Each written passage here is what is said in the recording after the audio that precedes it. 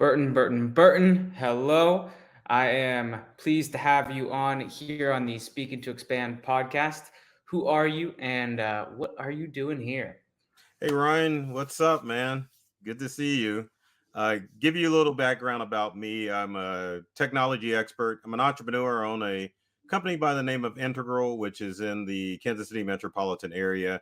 So our business model is like Geek Squad. So we go out to homes and businesses and take care of all of their computer issues. But I'm also a TEDx speaker, national speaker, and I've been on TV and radio across the globe helping people solve their technology issues. So that's what I'm all about.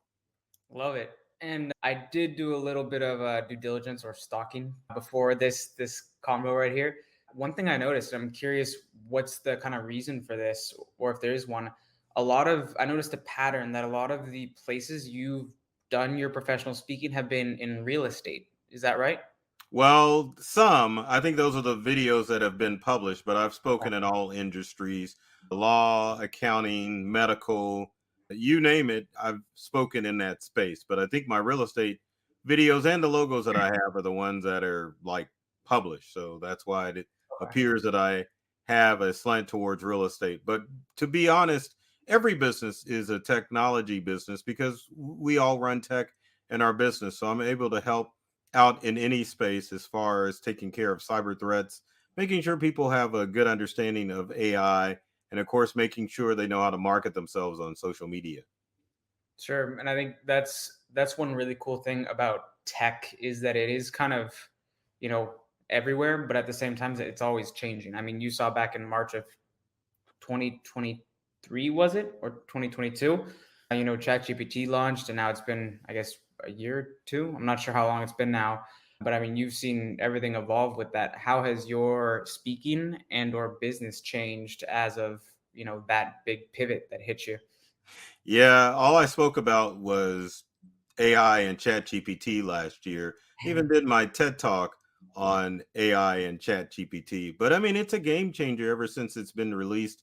Everyone's trying to get on board with it. But, the interesting thing about AI, I mean, it's been around forever, but now it's in the hands of everyday people. And now they're able to use generative AI in order to create text and create images that can help them grow and market their business and solve problems. And I think what people need to realize with AI is that if you can Google, you can basically use any AI tool out there because we finally have bridged the gap where we can talk to machines like we would an everyday person and get results back. Whereas trying to use this machine language and DOS and all those other operating systems, I mean, it's here and we might as well just run forward with it and help make our lives a lot easier. Right. And so I'm curious about this because I haven't dove into it as deep as I probably should have. Looking at the technology in a speaking business, how have you gone about integrating artificial intelligence AI into your speaking business? And then how do you recommend other speakers that, you know, kind of have heard about it? How do they best integrate AI into their speaking business? Well, when you utilize generative AI as far as text is concerned, you can use AI to help give you an outline of whatever you're talking about.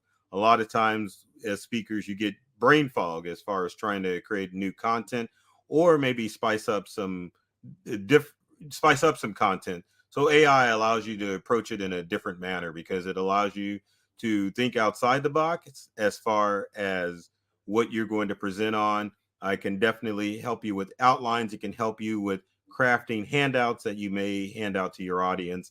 Also, as far as your slide decks are concerned, AI can create PowerPoint presentations, but at the same time, you can use generative AI to create images to go along with your slides. Now, obviously, you can't copyright AI images, but at the same time, at least it gives you a little bit of, I would say the best word would be icing on the cake as far as your speech is concerned, because AI images are pretty stunning.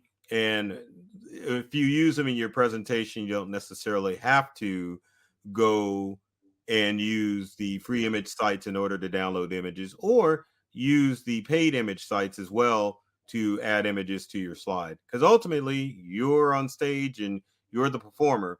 So you just need a little icing on that cake of your presentation to kind of make things pop. Hmm. You mentioned generative AI. Are there certain softwares? I'm not sure if you're sponsored by any, but some that you would recommend, like Midway, Dolly, or any that you could recommend. So let's say someone's listening and they're thinking, "Oh my gosh, I can absolutely integrate that. Where do I go?" So the interesting thing about that is that AI is over changing. So when ChatGPT was out, that was the only game in town. But then Google and Microsoft came on board, and it's been a neck and neck race as far as which generative AI tool. So right now, the top tool that is very versatile as far as speakers is probably Copilot by Microsoft. And it's even evolved because it used to be Bing Chat. Now it's called Copilot, and Copilot, which incorporates a little bit of Chat GPT-4 in its system, will allow you to not only generate text, but you can generate images too. And you can just visit copilot.microsoft.com. And the only thing you need is a Microsoft account, which is free. So, I mean, it's a great tool to utilize in order to handle all areas of your speaking business. Hmm. I know I was at a Tony Robbins event back in August. It was the Business Mastery event, and he had a guy speak about something called news. And he was talking, he actually gave an example of leveraging newsjacking to have Copilot and all of these generative AI softwares. When you ask a question, they scrape the internet and they find you from the articles and they pitch and position you as the thought leader on that subject. Have you heard of anything like that? Dude, Ryan, I use newsjacking all the time. That's how I stay relevant as far as TV and radio is concerned. But for those who don't know, newsjacking is the practice of seeing what relevant news is out there and how you can spin that to make yourself more of a expert in whatever crisis is going on. So probably a good example of newsjacking in my industry would be when the MGM Grand was hacked back in August of 2023, and with that, social engineering and voice cloning was used. So you can, if you're able to approach media sources and saying, hey, I can help you with this story, you're positioning yourself as an expert with cybersecurity as well as upcoming trends when it comes to the AI source of cybercrime. But it's very important for you to be relevant, keep up with what's going on in the news, find out if it affects your industry, and then emerge by approaching media sources or even turning it in your favor by creating a blog post addressing the issue or even doing a YouTube video talking about the issue and making sure that you're not promoting yourself but solving problems so that people get a better understanding of what current news is going on and how it affects them. Hmm. You mentioned newsjacking and how you leverage that. What I'm very curious about is that the only strategy you use to, you see such I guess you would call it a content saturated, world right now. Right. Is there any tactics or strategies that you use or you would recommend fellow speakers use to kind of stand out from all of that sea of content that's out there already? I think there's multiple ways, but newsjacking stands out because it's relevant and it gives you the appearance that you're cutting edge and you're staying on top of the news.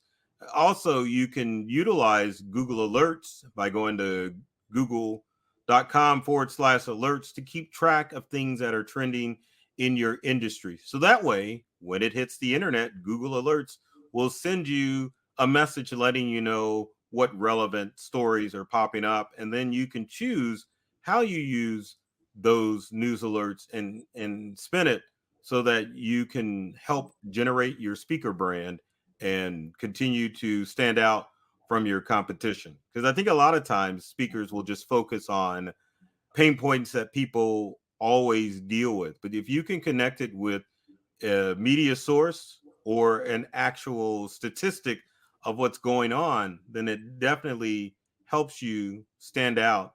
And I won't say squash your competition, but more people will look towards you as a thought leader as opposed to any of your colleagues.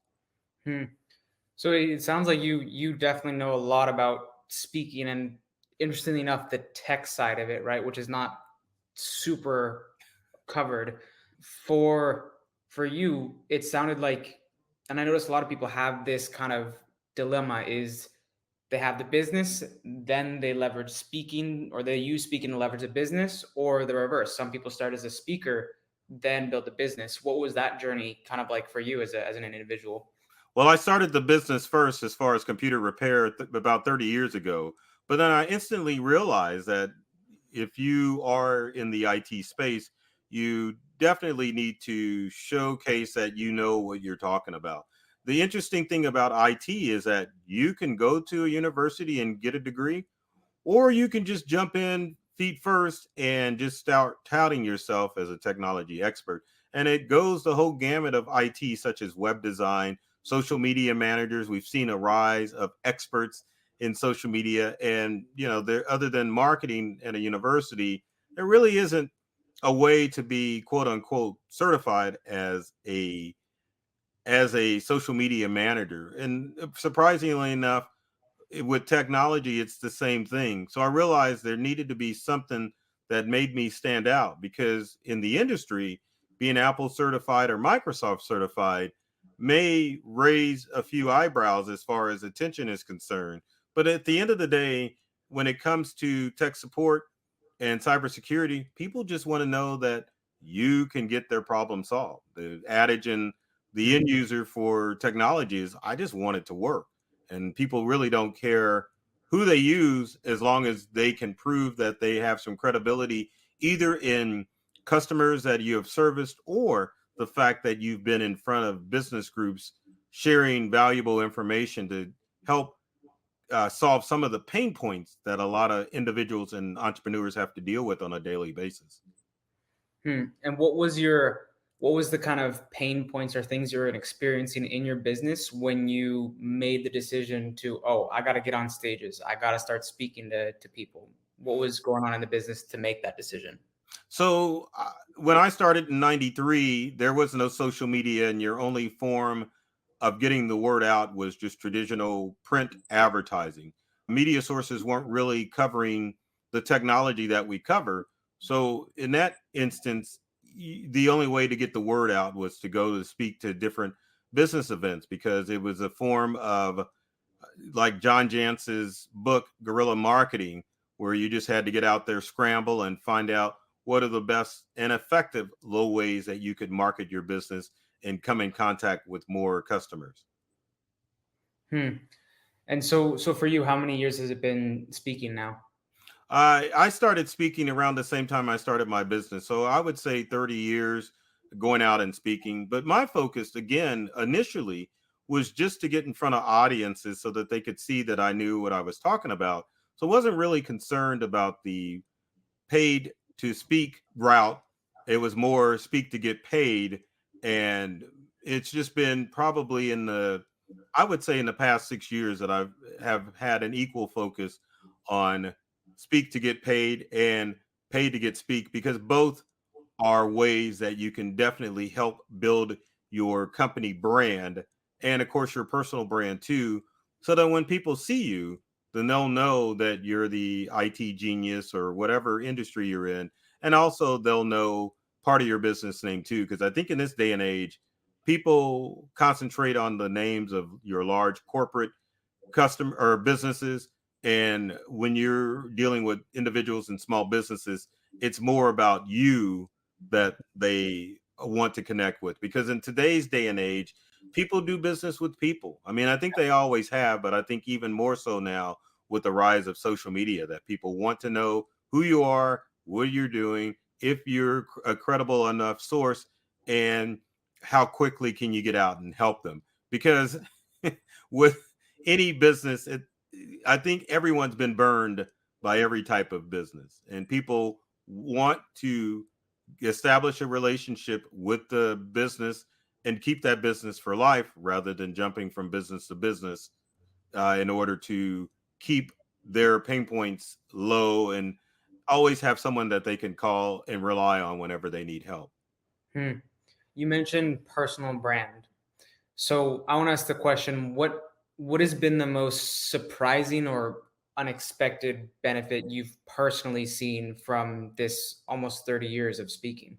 So the surprising thing is this just the notoriety, meaning in my industry as an entrepreneur, people knowing exactly what you do and they see you because they've seen you so many times. And like except back in the 90s, that was kind of hard to do because normally the best way to get name and facial recognition was to either take ads out in your traditional print advertising. But now with social media, it's a lot easier to get the word out to thousands of people about what you do. And of course, if you're looking to solve pain points, then you can look towards social media and, of course, other digital media to help build your brand and get the word out about you and your business.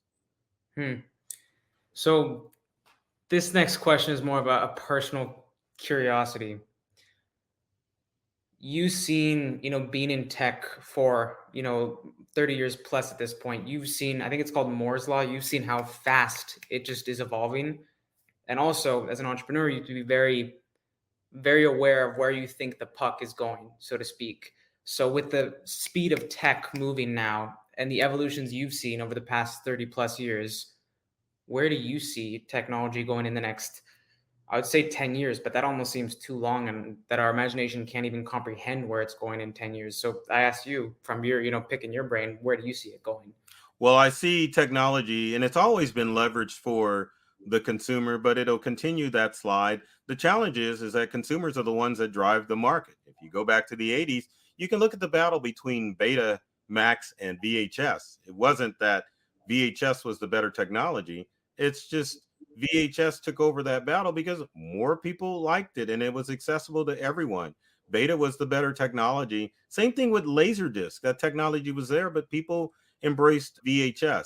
You can look at another trend where we've moved away from compact disc and records and gone to a more digital platform because digital, as far as music and movies are concerned, is very user friendly. You don't have the space. We're entering an age where people are becoming a little bit more minimalist and don't want a wall of CDs or VHS tapes taking up space in their home.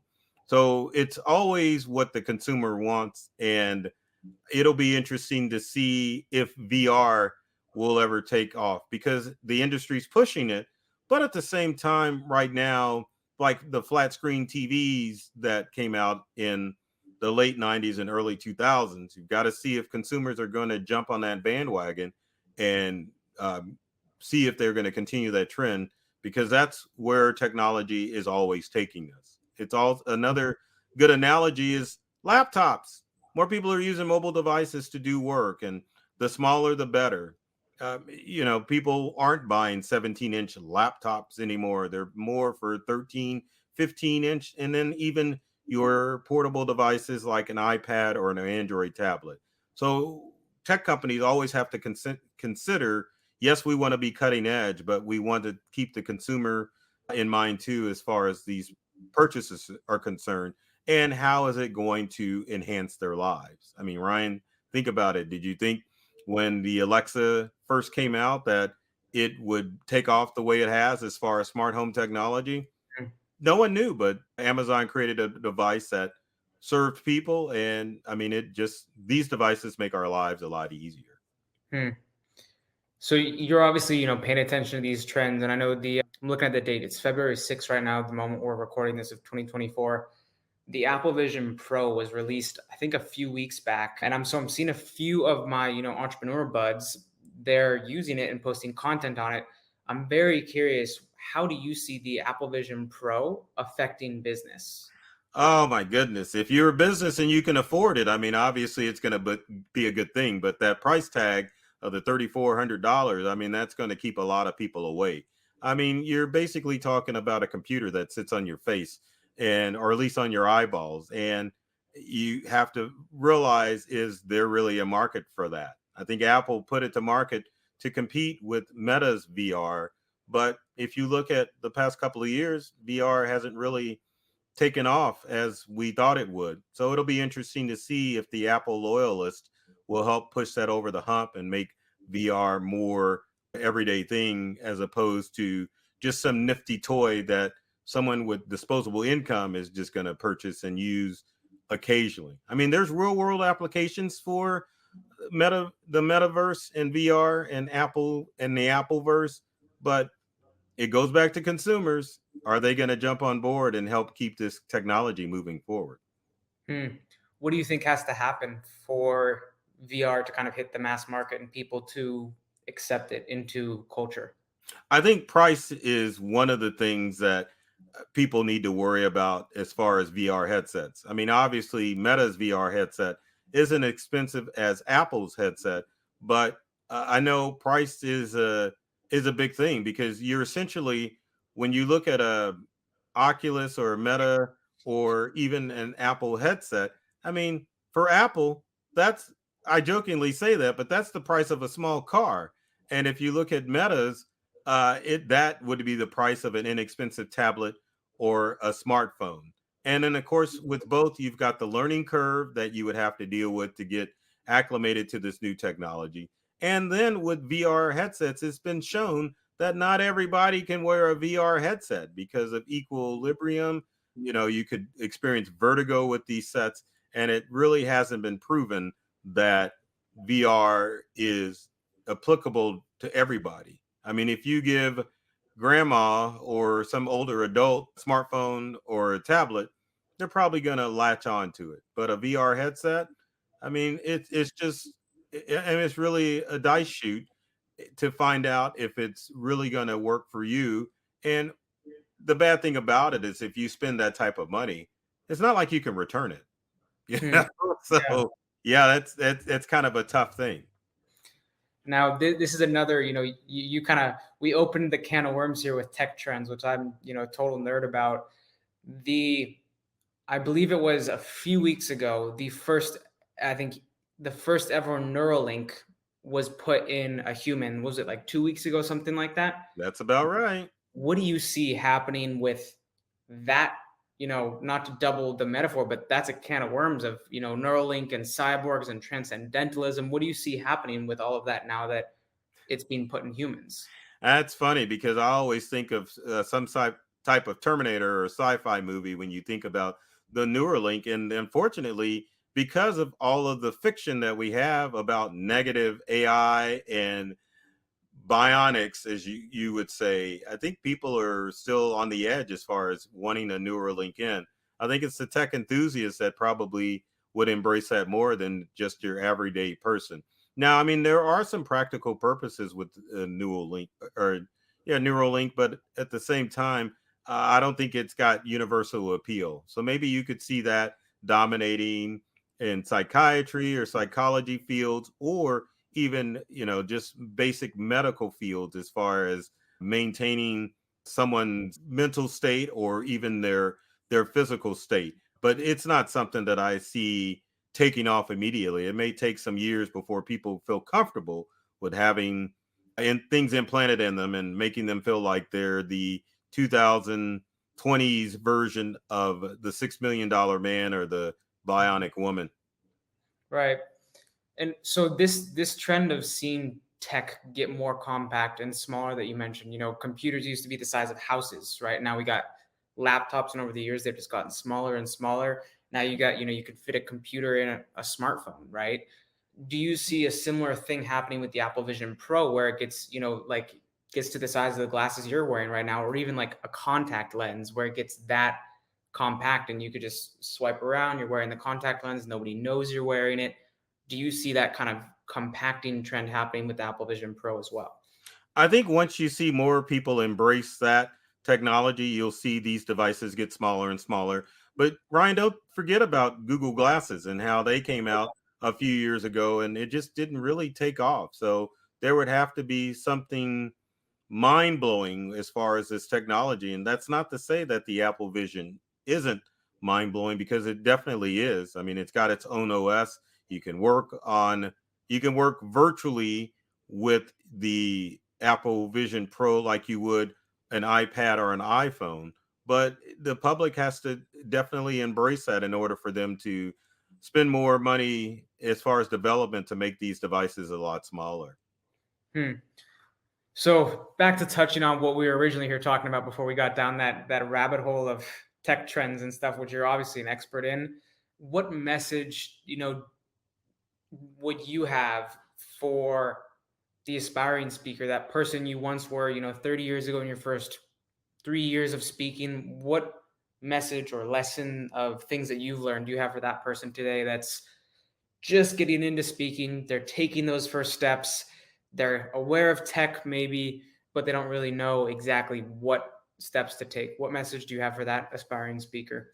My message would be the focus on people, because people want to do business with people. And in order to expand your career as a speaker, you definitely need to make the proper relationships with event planners and other speakers out there so they have an understanding of who you are. You need to concentrate on also building your brand on social media and just in the internet in general, so that people can get a glimpse of who you are and what message that you're offering. I think a lot of times people want to hit the stage just because they feel that they have a message to offer. But the challenge is that you've got to get that vision of what you are offering down to a laser point, so that when people are looking for you, that they will instantly find you and know exactly what you talk about. You essentially have to be a digital version of your brand in order to get more people attracted to you. Doing such things as connecting with people on social media. I know a lot of speakers will showcase themselves on LinkedIn. That's good. But the whole challenge with social media is that not only do you have to have a presence on social media, but you have to be able to interact with people and show through your post, your reels, and whatever video or just standard post that you're doing, that you can help solve pain points in whatever industry that you're talking about. So, Cap, when you're out speaking, doesn't matter if it's an audience of one, record yourself talking. Also, make sure that you're getting video and regular testimonials from people who can expound and showcase that you are a credible speaker and that you are someone that is worth hiring, because these event planners are spending thousands on speakers. So they want to make sure that if they hire you, that you're going to be able to deliver the content that you say you can, and make sure that these event planners and conference planners are getting more bang for their buck when it comes to you being on that stage. Hmm. That's great advice for the aspiring speaker. Now, what about the reverse? The business owner that's kind of debating, hey, you know what? I'm super busy. I don't have free time to do this. I'm building my business, I'm scaling. How do I leverage public speaking to attract more clients to my brand and my business? How do I determine if this is worth my time as a business owner?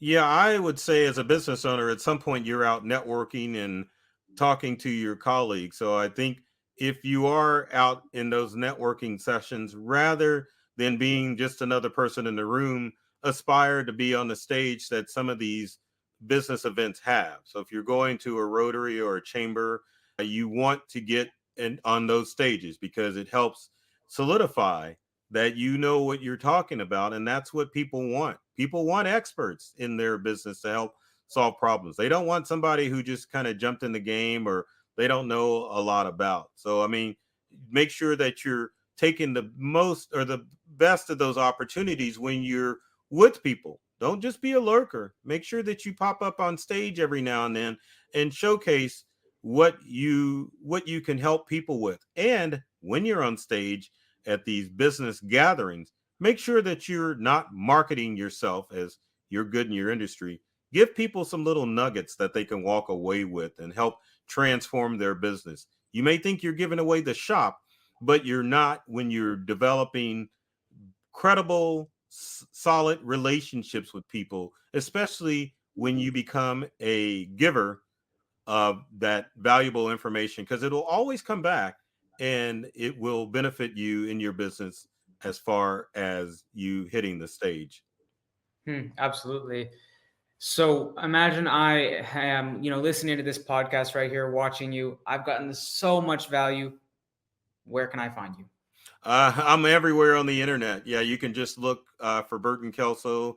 Go to my website, burtonkelso.com. And then on all of the social media platforms, I'm just known as Burton Kelso. One of the things that, Ryan, that is great that you brought up is the fact that when we talk about social and digital marketing, it's important for a speaker because you may have your own speaker website, which I do, but it's the social media platforms that definitely have higher SEO than even your website. So make sure that you have a presence on all of the social media platforms. So that way you can reach out to your audiences and let them know what you have to offer. Because obviously, if a entity is looking to hire you as a speaker, Google is going to be the first place that they look for.